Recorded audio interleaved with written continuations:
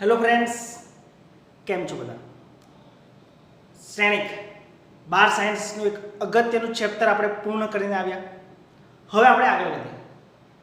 એક બીજું અગત્યનું, સમજવામાં સહેલું અને એક્ઝામ માટે સ્કોરિંગ, નોલેજ ઓરિએન્ટેડ, ભવિષ્યમાં પણ બહુ જ કામ લાગવાનું છે એવું એક ચેપ્ટર એટલે નિશ્ચયક. આપણે આ ચેપ્ટરમાં શીખીશું કે નિશ્ચયક વસ્તુ શું છે, એના ગુણધર્મો, એની મદદથી ત્રિકોણનું ક્ષેત્રફળ શોધવું, રેખાનું સમીકરણ એન્ડ સો ઓન. ધીમે ધીમે તમને ખ્યાલ આવશે જ.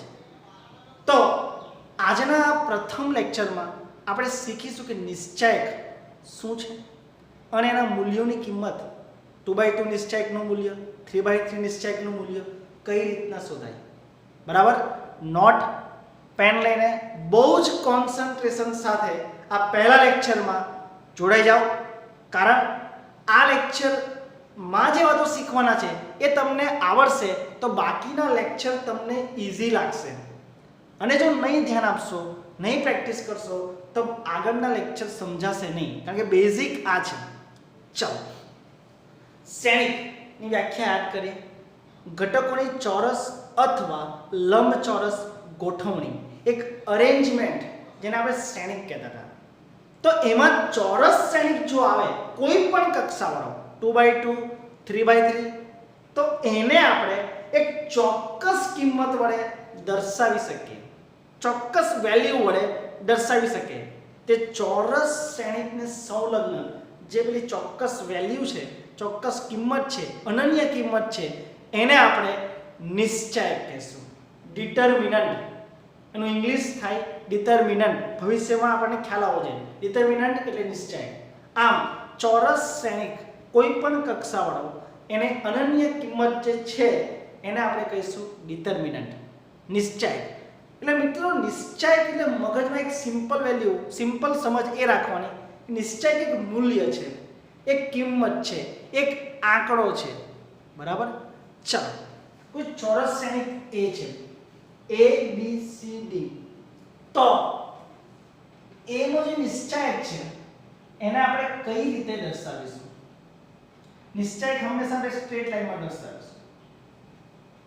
બે સ્ટ્રેટ લાઈનમાં A B C D, અથવા ડિટર્મિનન્ટ ઓફ A એવું પણ કહેવાય. Determinant of A, straight line.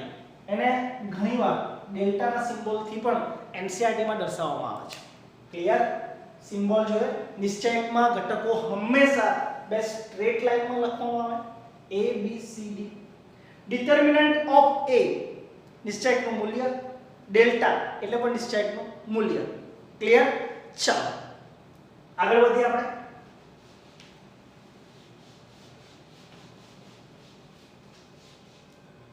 આજે આપણે બહુ જ અગત્યના 2/2 નિશ્ચયકનું મૂલ્ય મેળવવું,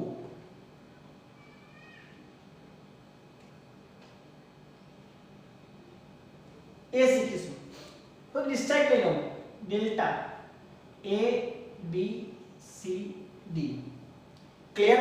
તો કઈ રીતના મેળવાય? મારી આંગળી પર ધ્યાન આપજો. પહેલા આ બેનો ગુણાકાર, આ બે ઘટકોનો ગુણાકાર. ક્લિયર? AD માઈનસ, ત્યારબાદ મારી આગળ ધ્યાન આપજો, આ બે ઘટકોનો ગુણાકાર BC. જોયું? આ બેનો ગુણાકાર માઈનસ આ બેનો ગુણાકાર AD માઈનસ BC. બરાબર? એક્ઝામ્પલ લઈએ તો વધારે ખબર પડશે.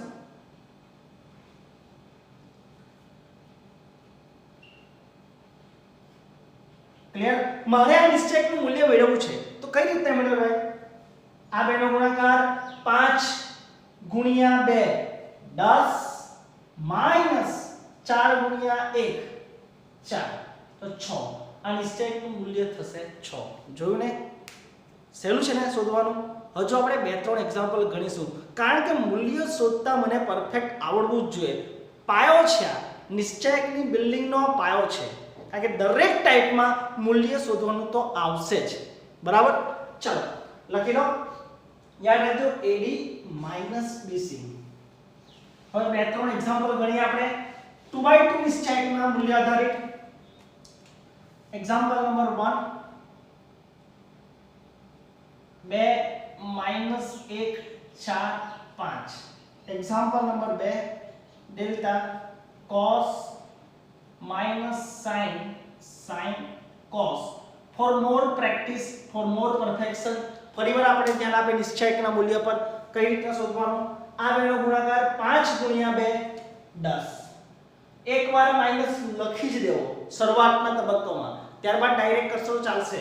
માઈનસ આ બે ઘટકોનો ગુણાકાર 4 ગુણ્યા -1 એટલે -4, તો 10 વત્તા 4 એટલે 14. સમજાયું ને? ક્લિયર? અહીં ધ્યાન આપીએ. પહેલા આ બેનો ગુણાકાર cos cos એટલે cos સ્ક્વેર થીટા માઈનસ આ બેનો ગુણાકાર sin sin minus sin square theta. cos square theta plus sin square theta is equal to 1. તમને 2/2 નિશ્ચયકની વેલ્યુ શોધતા પરફેક્ટ વેમાં આવડી ગઈ હશે. લખી લો, સ્ક્રીનશોટ પાડી લો, આગળ વધીએ. ચલો,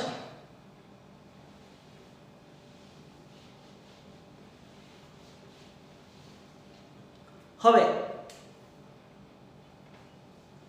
3/3 નિશ્ચાયકનું મૂલ્ય 3 હાર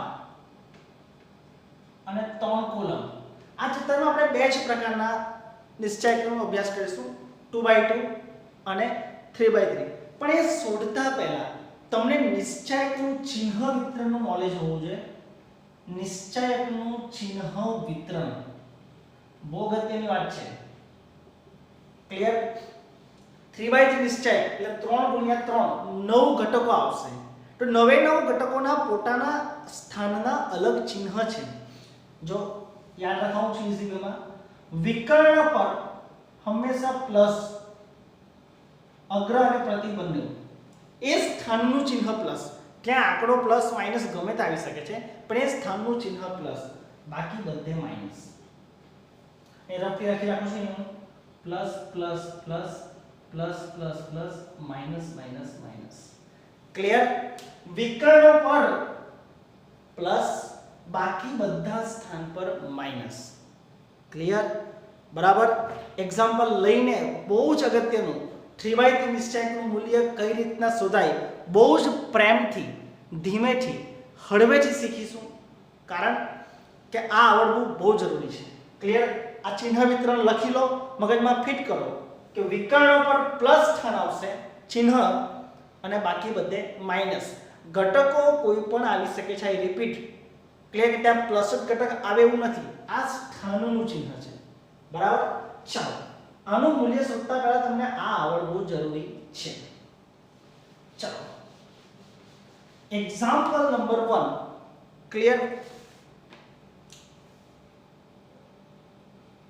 1 2 4 -1 3 0 4 1 0.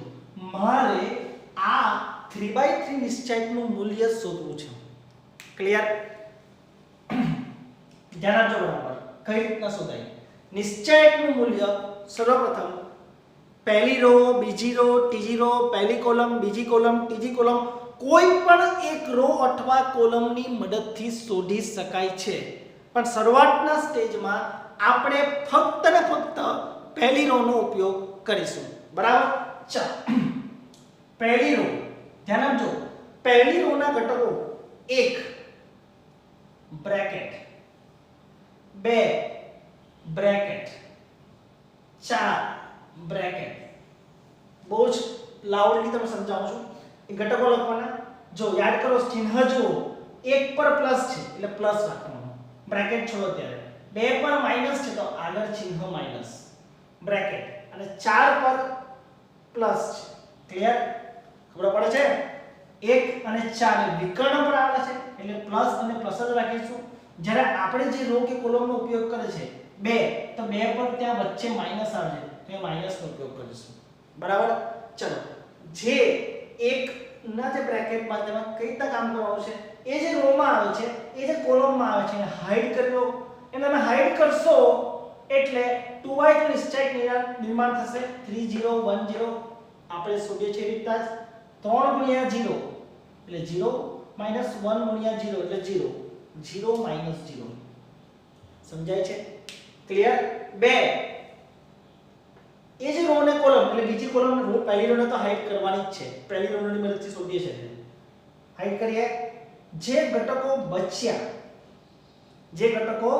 બચ્યા એ 2/2 નિશ્ચય આપણા નિયમ પ્રમાણે 0 ગુણ્યા માઈનસ 1 0 માઈનસ 4 ગુણ્યા 0 એટલે 0 માઈનસ 0 સમજાય છે ક્લિયર હવે ત્રીજી કોલમ નો આવ્યો કારણ કે 4 પછી બ્રેકેટ એટલે 4 જે કોલમ ને રો માં આવીને હાઈડ કરીએ તો -1 ગુણ્યા -1 એટલે -1 -4 ગુણ્યા 3 એટલે -12 ક્લિયર 0 0 ગુણ્યા 1 એટલે 0 0 0 ગુણ્યા 2 એટલે 0 12 અને 13 13 ચોક 52 પણ -52 કારણ કે -13 ગુણ્યા 4 એટલે -52 એ મારા નિશ્ચયકની વેલ્યુ ફરીવાર બોલું છું આપણે શરૂઆતમાં પ્રથમ રો નો જ ઉપયોગ કરીશું પહેલી હાર પહેલો ઘટક બ્રેકેટ માઈનસ બીજો ઘટક બ્રેકેટ પ્લસ ત્રીજો ઘટક બ્રેકેટમાં જે રો અને જે કોલમમાં ઘટક આવતો હોય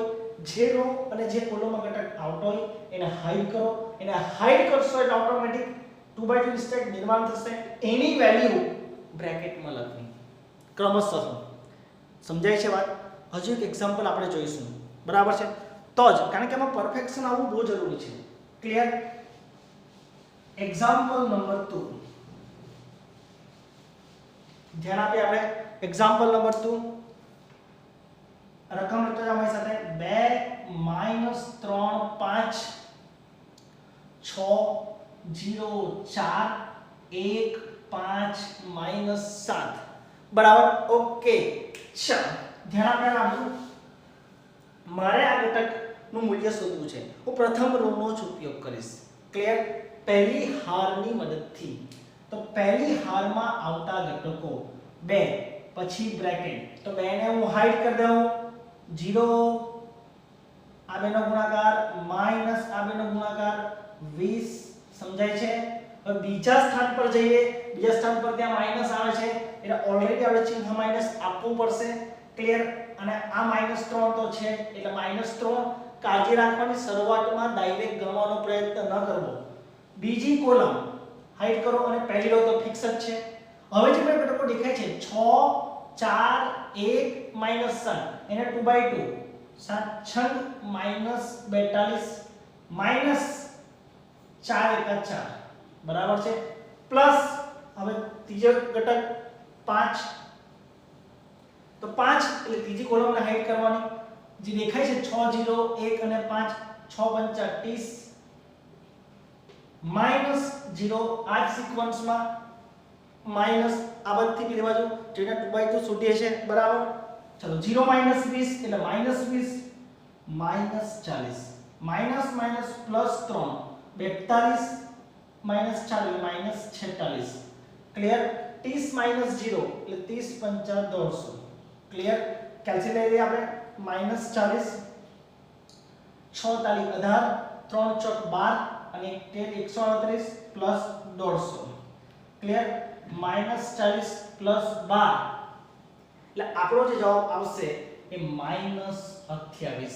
યુઝ કેલ્સી તમારી પાસે કેલ્સી છે જ ચાલો ધ્યાન આપજો બરાબર સમજ્યા નિશ્ચયકમાં એક જરૂરી વાત છે નિશ્ચયક અને શ્રેણિક બંને ચેપ્ટરમાં સમજવામાં ઈઝી છે લોજિક પણ ઈઝી છે પણ more important thing that is accuracy in calculation ગણતરીમાં ચોકસાઈ તમારે 9 વખત હાઈડ કરવાનું છે શરૂઆતના સ્ટેજીસમાં હાઈડ કરશો તો ચાલશે ત્યારબાદ ઝડપથી ફટાફટ નજર જવી જોઈએ ક્લિયર કે આ ઘટક આવે એટલે આ બેનો જ ગુણાકાર આવે એક ક્વિકર વેમાં થવું જોઈએ અને થશે જ મોર એન્ડ મોર પ્રેક્ટિસથી પણ બહુ જરૂરી છે એક્યુરેસી આજે આપણે નિશ્ચયકનો બહુ જ અગત્યનો ભાવ શીખ્યા 2/2 નિશ્ચયકની વેલ્યુ અને 3/3 નિશ્ચયકની વેલ્યુ આપણને પૂછે નિશ્ચયક એટલે શું તો ચોરસ શ્રેણિકની એક સંગત અનન્ય કિંમત જે વાસ્તવિક અથવા સંકર કોઈ પણ હોઈ શકે છે તો મિત્રો આજે પહેલું લેક્ચર પૂર્ણ કરીએ આજે ફક્ત આ જ શીખીશું 2/2 નિશ્ચયક અને 3/3 નિશ્ચયક આગળ વધીએ આગળના લેક્ચરમાં આપણે મળીએ અને આગળના ટોપિક શીખીશું. ત્યાં સુધી ઘરે રહો, સેફ રહો અને મેજિક ઓફ મેથ્સ ને એન્જોય કરતા રહો. Okay, thank you.